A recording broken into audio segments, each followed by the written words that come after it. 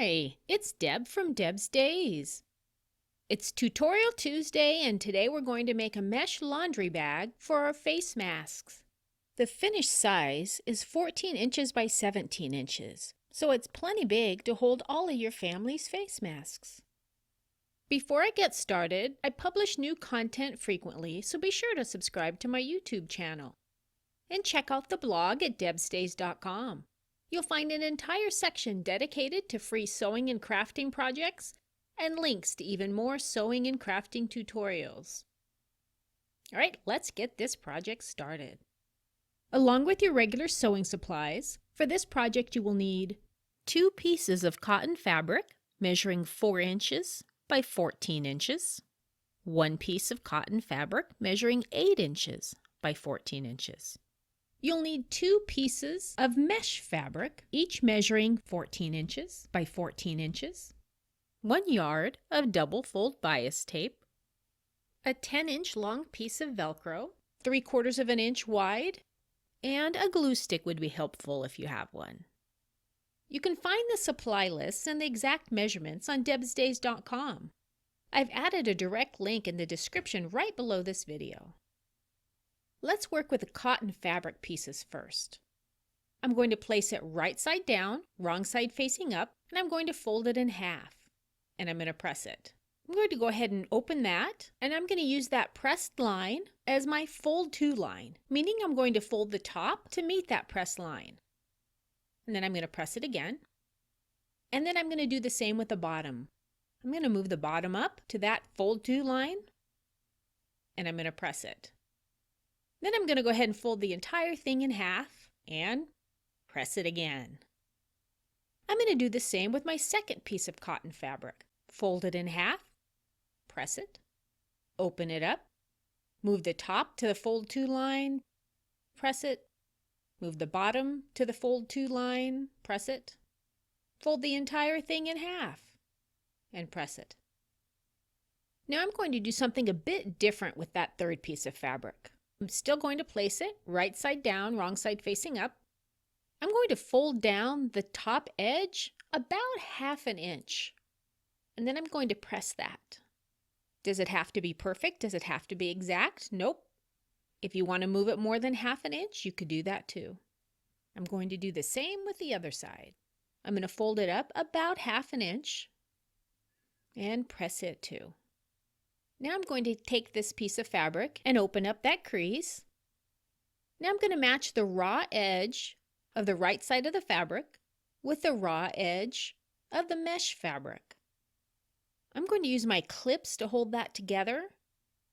Now I need to take this to the machine, and I'm going to stitch right inside the edge of that crease. I'm going to go all along right on the inside, all the way down. I've gone ahead and stitched that right inside that pressed line, you can see. Now when I fold it over, I already have a nice sharp press.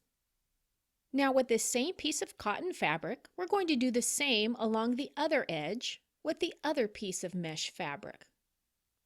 Align the raw edges, get it all clipped together, and then we're going to stitch right inside that crease. All right, I have mesh fabric on both sides of that one piece of cotton fabric. Now I need to secure that fabric down. So I'm going to do a top stitch right along that edge. That way it's like doubly secured in place. And I'll do that on the other side too. Now we need to take one of those other fabric pieces and add it to the top of the mesh. So open it up and place the mesh all the way up into the middle, right up against that crease. I'm going to clip it in place, and I'm going to do 2 rows of stitching on this piece.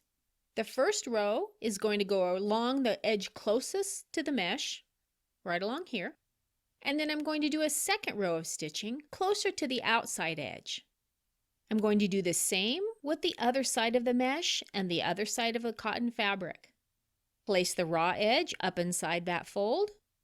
Use your clips or pins to hold it in place. And do those 2 rows of stitching again.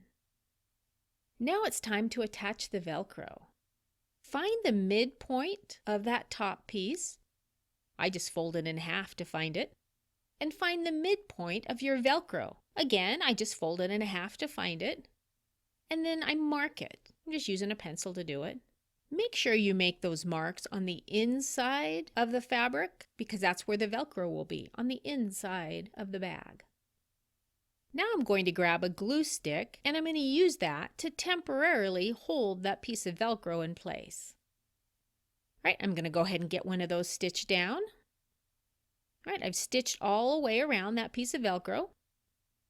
Now I need to do the same on the other side. Again, make sure you've marked it and glued it in the right spot.